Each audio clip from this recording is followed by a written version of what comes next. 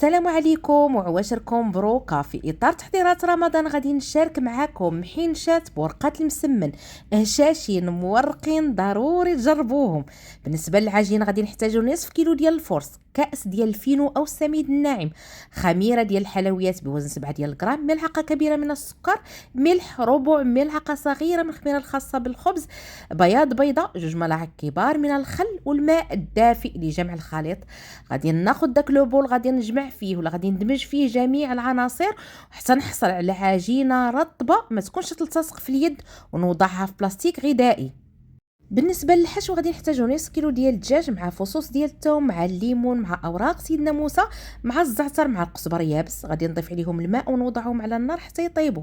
وفي مقله غادي نوضع 4 ديال البرويات مع الزبده والزيت نخليهم يطيبوا، ونضيف عليهم لي زيبيناغ والقليل من الملح والابزار.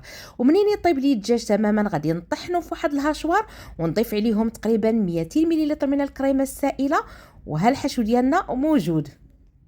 ومن بعد ما ارتاحت العجين لمده 3 ديال الساعات غادي نشكل كويرات بحجم متساوي، وغادي نستعن بالزيت اللي وضع فيه الفلفل الاحمر مع واحد الخلطه عجيبه النشا مع الزيت مع الزبده الخاصه بالتوريق.